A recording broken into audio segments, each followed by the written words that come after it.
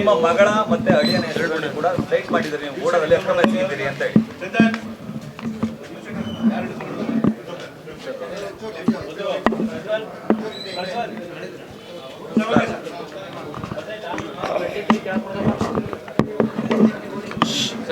ಆಯ್ತೇನ್ರ ಆಗಿದೆ ಹೇಳಿ.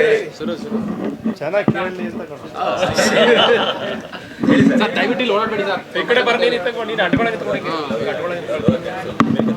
ಸ್ನೇಹಮಯಿ ಕೃಷ್ಣ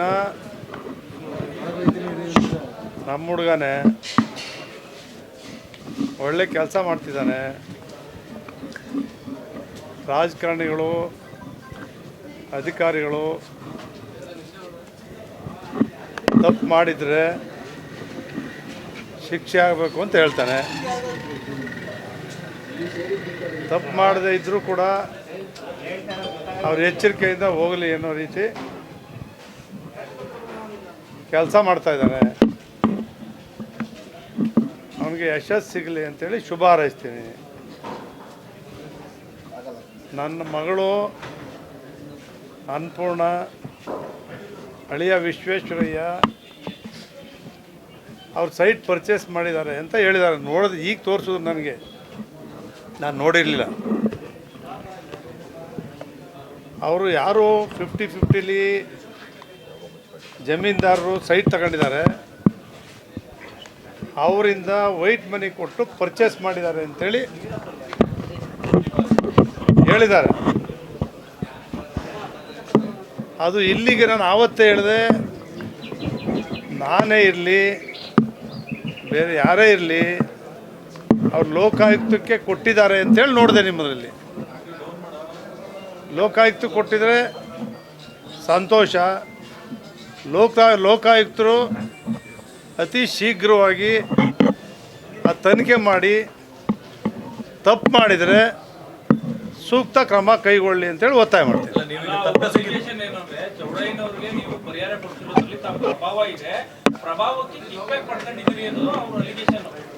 ಯಾವ ಪ್ರಭಾವ, ಯಾವ ಕಿಕ್ ಬ್ಯಾಕು ಇದೆಲ್ಲವೂ ಕೂಡ ತನಿಖೆಯಿಂದ ಹೊರಬರುತ್ತಲ್ವ. ನಿಜವಾದ ರೈತರು ಅವರು ಸೈಟ್ ತಗೊಂಡು ಅವ್ರು ಮಾರಾಟ ಮಾಡ್ತಕ್ಕಂಥ ರೈಟ್ಸು ಎಲ್ಲರಿಗೂ ಇದೆ, ಎಲ್ಲ ರೈತರಿಗೂ ಇದೆ. ಆ ರೈತರು 50-50 ತಗೊಂಡಂಥ ಸೈಟ್ಸನ್ನು ಅವ್ರು ಇಟ್ಟು 6 ಇಟ್ಕೊಳ್ಳಿ, 10 ಎಕರೆ ಇದ್ದರೆ ಜಾಸ್ತಿ ತಗೊಳ್ಳಿ, 10 ಸೈಟ್ ಬರಲಿ, 15 ಸೈಟ್ ಬರಲಿ, 20 ಸೈಟ್ ಬರಲಿ. ಕೆಲವರು ಇಟ್ಕೊಂಡಿರ್ತಾರೆ, ರೇಟ್ ಬರುತ್ತೆ ಅಂತ ಕೆಲವರು ಮಾರಾಟ ಮಾಡ್ಕೊಳ್ತಾರೆ. ಅದು ಯಾರೂ ತಡೆಯೋಕ್ಕಾಗಲ್ಲ. ಆ ಕಿಕ್ ಬ್ಯಾಕು ಅಂಥದ್ದೇನೋ ನಡೆದಿದ್ರೆ ಅದಕ್ಕೆ ನಾನು ಲೋಕಾಯುಕ್ತದವ್ರನ್ನ ತನಿಖೆ ಮಾಡಿ ಅದಕ್ಕೆ ಶಿಕ್ಷೆ ಕೊಡಿ ಅಂತ ಹೇಳ್ತೀನಿ.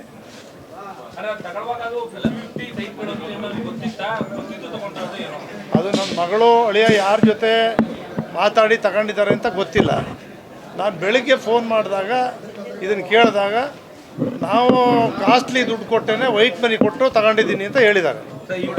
ಪ್ರಭಾವ ಏನಿಲ್ಲ ಸರ್.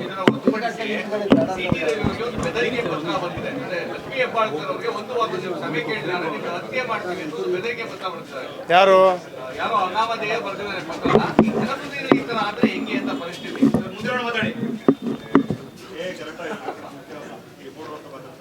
ನಾನು ಅದನ್ನೇ ಹೇಳ್ತಾ ಇದ್ದಿದ್ದು, ಜನಪ್ರತಿನಿಧಿಗಳಿಗೆ, ಶಾಸಕರುಗಳಾಗಿರೋರು, ಮಂತ್ರಿಗಳಾಗಿರ್ತಕ್ಕಂಥವ್ರು ನಾವು ಸ್ವಲ್ಪ ಮಾತಾಡುವಾಗ ಯಾರೇ ನಮ್ಮ ಬಗ್ಗೆ ಒಂದು ತಪ್ಪು ಮಾಡಿದ್ರು ಕೂಡ ಅದನ್ನು ಸಹಿಸ್ಕೊಂಡು ಹೋಗ್ತಕ್ಕಂಥ ಒಂದು ಸಹನೆ, ಶಾಂತಿ ಪ್ರತಿಯೊಬ್ಬ ರಾಜಕಾರಣಿಗೂ ಕೂಡ ಇರಬೇಕು. ದೇವರು ನಮಗೆ ಯಾರೋ ಬೇರೆ ಲಕ್ಷಾಂತರ ಮತ ಪಡೆದು ಗೆಲ್ಸ್ ಕಳಿಸಿ ನಮ್ಮಿಂದ ಇಂಥ ಭಾಷೆಗಳೆಲ್ಲನೂ ಬಳಸ್ತಾರೆ ಅಂತೇಳಿ ಅವ್ರು ನಿರೀಕ್ಷೆ ಮಾಡಿರಲ್ಲ ಯಾರೂ ಕೂಡ.